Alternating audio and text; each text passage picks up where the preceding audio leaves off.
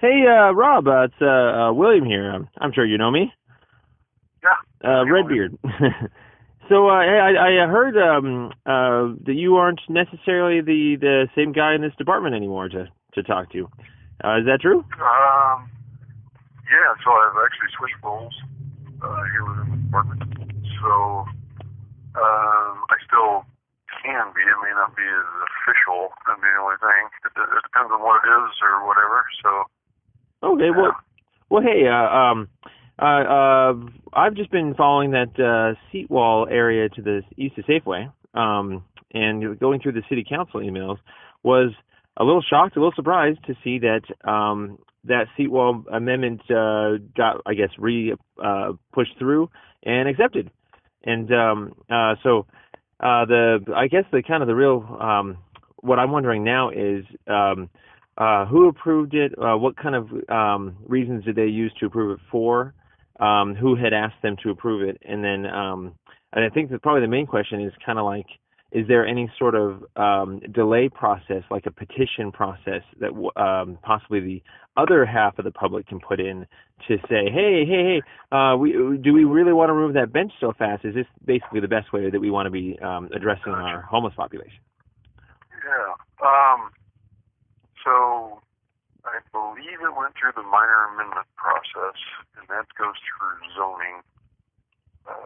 So all the questions you asked, I actually do that would go through them. They would be able to answer, like, who approved it and, process, if there's a follow-up or whatever. So all your questions actually would go through zoning. Oh, okay. I guess I've never talked to zoning before. Yeah, I was going to say, I'm not. That's okay, but you're not aware of anything of like a petition process. I was just kind of curious there. Yeah, I'm not aware of anything. So, okay. Yeah, unfortunately, all those questions you ask, I don't know. Regardless of which position I'm in, I would not know the answers to those. That's okay. But hopefully you can still see the problem, and this is going out to you and anyone else in the city, because we're all in this together.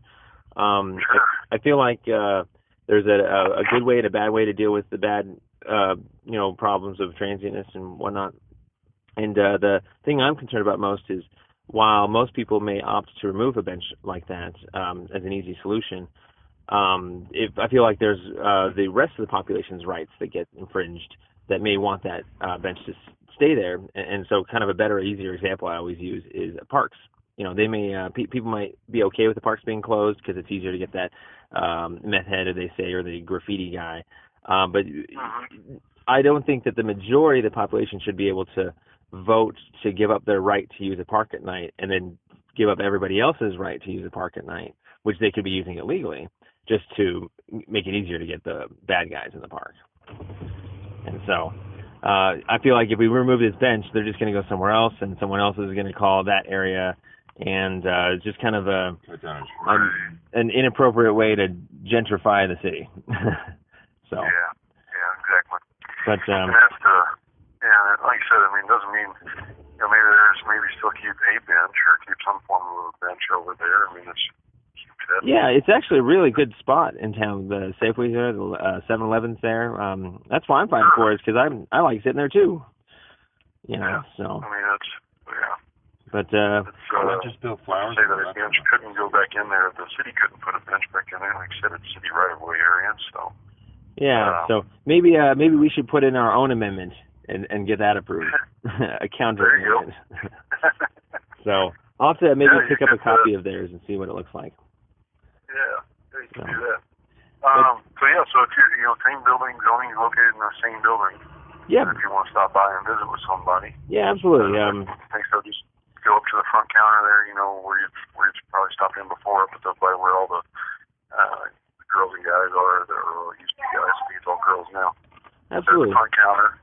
So you can just talk to them up there and just ask for zoning, and they can guide you through the process.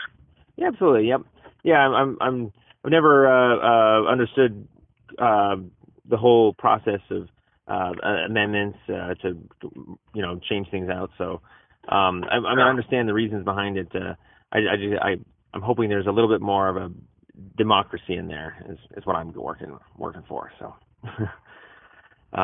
it's just it just stinks to see that it just looks like a really, really quick solution, like a Band-Aid that they just kind of push through as like almost like a PR nightmare solution. Like, we have all these calls and emails and stuff, and let's just remove it. It's like, I think it's a little bit more complicated than that. So.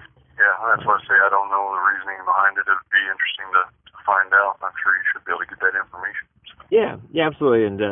And it's not like just because they put up the fence illegally in the first place, they void their right to go back and change it. But I think the whole, atmosphere of changing it is definitely willingly being admitted by the other side that it's over this transient issue.